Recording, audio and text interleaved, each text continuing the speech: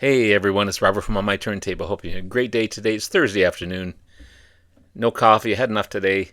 It's a Pepsi kind of day to keep my throat quenched. That's a very proper word, quenched. Anyway, cheers everyone. Hope everyone's doing well. Going to be wrapping up my Led Zeppelin venture. I've been going on with Led Zeppelin for, a couple weeks now, and it's been great. I love it. I've got every studio album now on vinyl, which was a goal of mine. And I thought, what better way to end the week is when I rank the albums, all 9 studio albums, from least to best, not from worst to best, because I don't find any of them are terrible albums. On their own, they're awesome, awesome albums. But when you rank something, one's got to be least, one's got to be best, and in between. So this is how I rank them. Doesn't mean that it's the end all. If you rank them differently, that's cool. Just let me know in the comments below. Be nice. but this is how I feel at the time. I could take any one of them and listen to them at any day. And sometimes, depending on the day or the week, these rankings would probably change as well, just like any ranking. But as it stands, and you're going to think as I go through this list that I've just taken and gone through the releases and reversed them. No, that's not the case. You'll see that soon. So, at number 9, Coda. Yes, this is considered a studio album, even though it's outtakes and stuff they didn't really put on any other albums. I love it. I think it's great. It's a different sounding album for sure. The final album that the band put out over there, and it was again a compilation of songs from various sessions over their 12-year career. Outtakes, unreleased songs, most good. Wearing and Tearing, Bonzo's Montrose, We're Gonna Groove, Darlene. Some so-so tracks, Poor Tom and Ozone Baby, for example. And then there's Walter's Walk, maybe the weakest track on the album. But overall, a decent album in Coda. At number 8, In Through the Outdoor. I've decided to keep the paper on here, even though, the cover's there. I've decided to keep the paper on there. Recorded in 3 weeks only, between November and December 1978 at ABBA's studio in Stockholm, Sweden. Mainly a lot of music from John Paul Jones, and which it was a different sound for the band. It was also the last release before the death of John Bonham, their drummer, who passed away in 1980, and the band would be no longer after that. 3 months later, it's an unfortunate loss, but this is how I rank it, number 8. Again, another commercial successful album.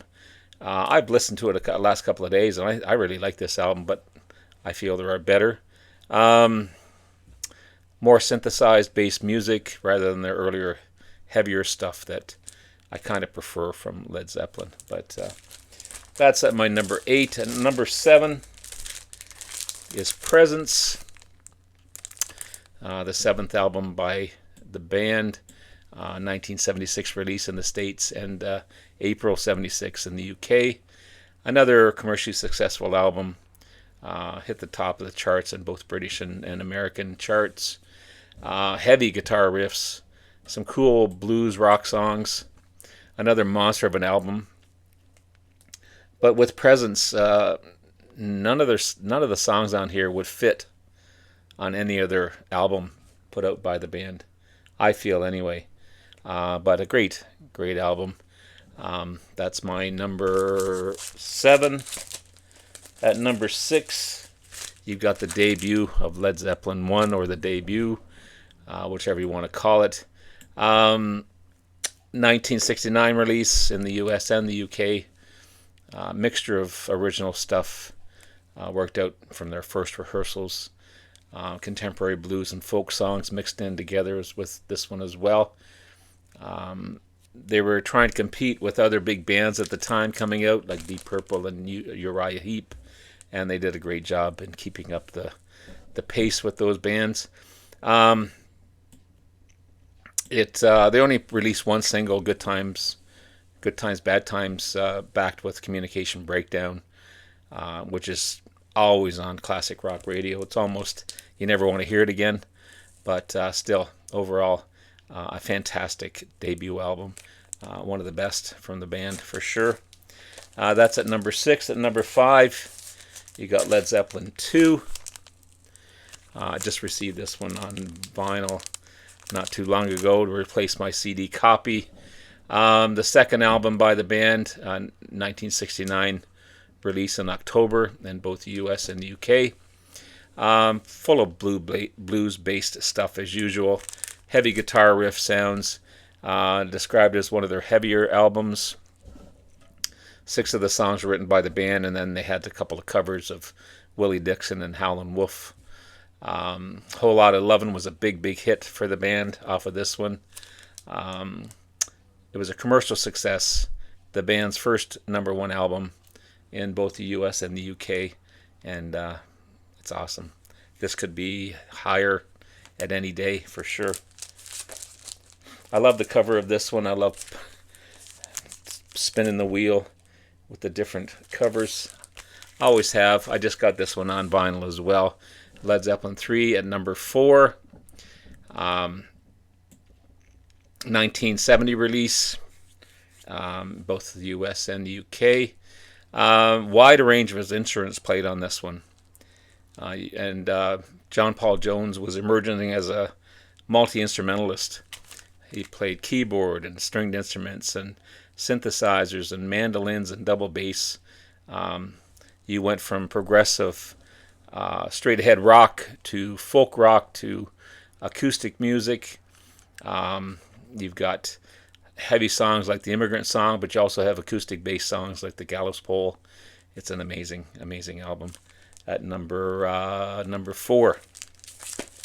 At number 3, Houses of the Holy. Another amazing album. Houses of the Holy, the 5th album by the band, 1973 release. 10 million copies sold in the US alone.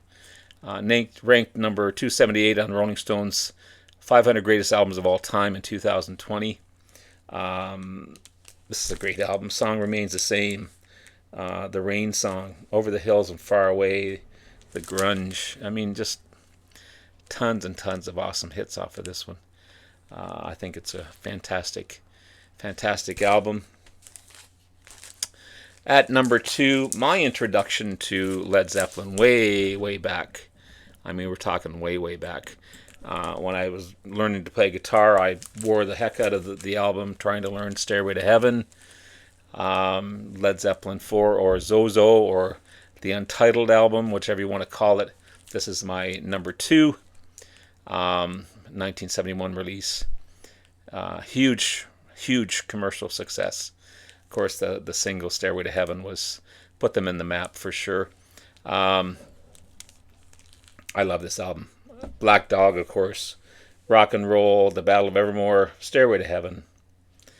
That's just side 1 of the album. I mean, every track on here is amazing. It's kind of built into your DNA because you listen to it so much. Yeah, love it. If you can see the lyrics I have on the wall over there, one of my favorite albums by the band. And of course, number 1, that leaves Physical Graffiti. The 6th album by the band, releases a double album, 1975 release. Again, another wide range of music: hard rock, progressive rock, rock and roll, folk. One of the most popular releases by the band. It kind of represents the band at their peak, and it's also, again, an awesome release by the band. In My Time of Dying, amazing. Custard Pie, The Rover, love it. I love it. So there you have it, guys. Again, at number 1, Physical Graffiti. At number 2, Led Zeppelin 4. At number 3, Houses of the Holy. At number 4, Led Zeppelin 3. At number 5, Led Zeppelin 2.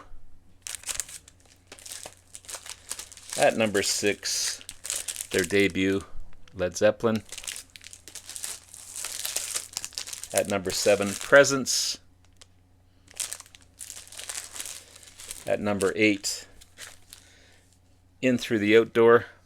Make sure I had it right side up. And at number 9, Coda. Let me know what you think of the rankings. Hope you like this video. Please like and subscribe and all that other stuff that you always do. Leave wonderful, wonderful comments that you always do. Love you all. Have a great day. Bye now.